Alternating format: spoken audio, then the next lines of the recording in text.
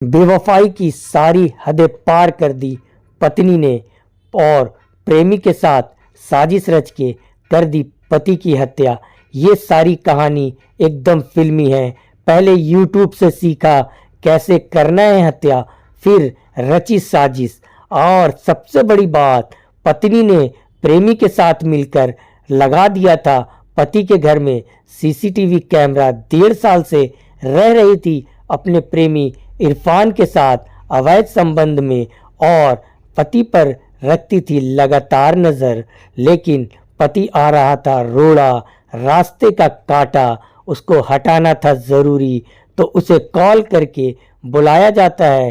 काके का agriculture college के पास इरफान आता है और पति को लेकर के पहुंचता है अपने घर पे, और वहां पे शराब के साथ अमूल कूल में नशे की दवाई मिलाया जाता है।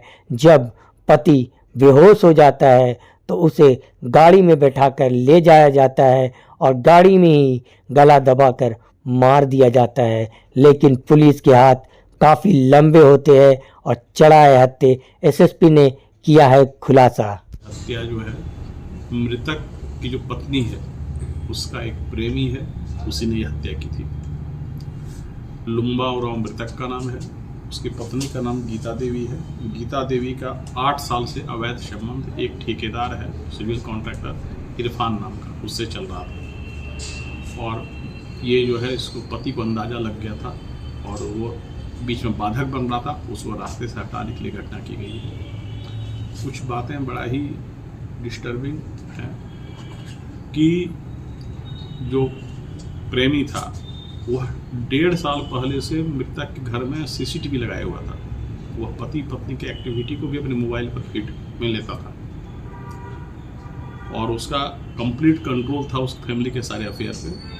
दूसरी बात, इसने जो हत्या किया तो इसने पहले यूट्यूब से सारा पढ़ा तरीका कि कैसे इसको मारा जा सकता है कि दूसरे को पता न चले, और अल्टीमेटली उसने जो लुम्बा उरांव है उसको बुलाकर उसे पहले शराब पिलाया, अमूल कूल पिलाया, और उसमें एक टैबलेट है टैन कहकर, उस टैबलेट की 4 गोली दी। उसके बाद अल्प्राजोल जो नींद की गोली होती है वह 10-12 टैबलेट दिया, और ये सब टैबलेट देकर उसको पूरी तरह से बेहोश कर दिया। और उसके बाद भी उसको लगा था कि उस टैबलेट से उसकी मृत्यु हो जाएगी, और जब देखा वह मृत्यु नहीं हुई तो फिर अल्टीमेटली उसको उसने अपने पैर से उसके गर्दन को दबाया, जिससे अल्टीमेटली उसकी मृत्यु हो गई।